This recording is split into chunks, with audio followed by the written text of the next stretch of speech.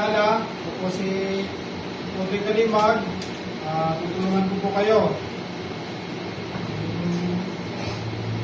Assess nyo kung anong injury. Kunyari, may injury siya sa braso. ito na lang. Sa elbow. Dislocated elbow. Ano? So, anong position ng victim pag siya ay may dislocation ng elbow? So, ang kanyang tura na Yeah. ganyan, di ba? Hindi niya igagalaw, kaya ganyan. So, ang kamukawag ng victim, ganyan. So, hayaan nyo lang na hawak ng victim yung kanyang injury. Ano? Then, assess nyo kung siya ay maganda yung laloy ng dugo dun sa part ng injury niya. Pulso, hindi maputla, ganyan.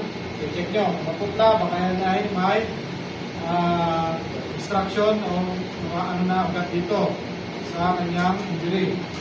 Then, ang gawin nyo, kung mag-isa lang din kayo, siya na ang gagawin nyo, Alalay.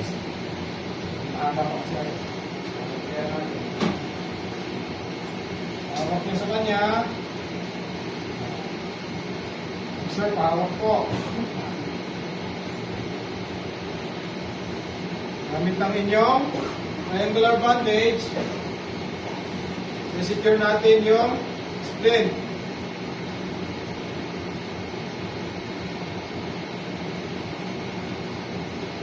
Tingnan nyo nakatiklop.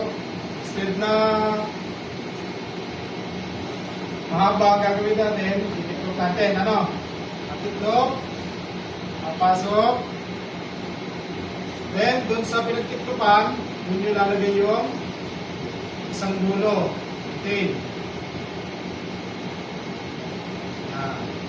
Tapos, tatali.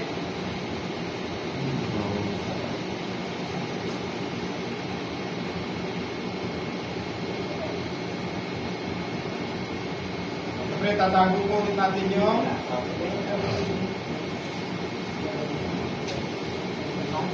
kabila naman. Ngayon din.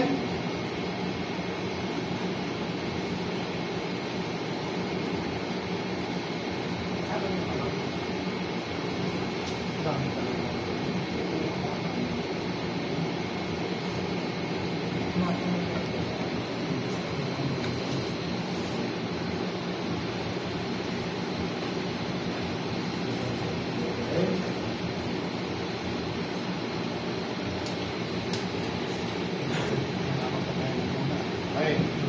Nakasecured na yung kanyang dislocated elbow. Ang kamay.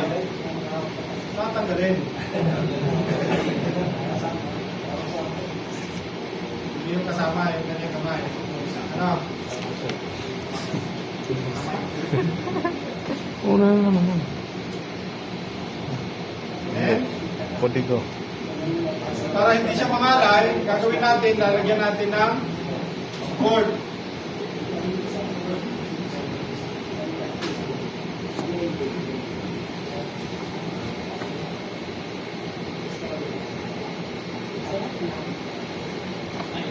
Gawin nyo, papasok nyo lang dun sa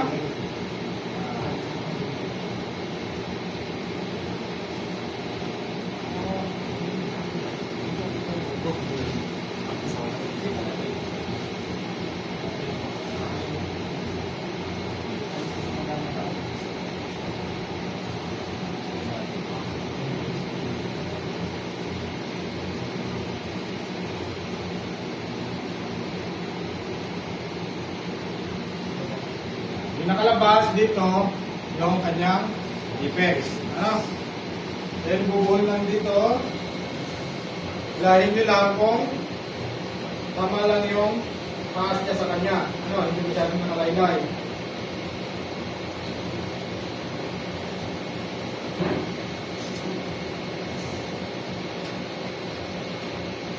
Tapos itong dulo nito, tatali nyo. Yo. Buhol nyo lang. Saan? Ano doon? Hindi, doon lang. Dulo. Okay?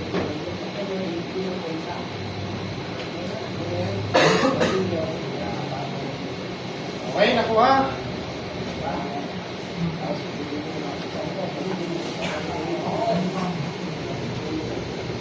Nakuha po.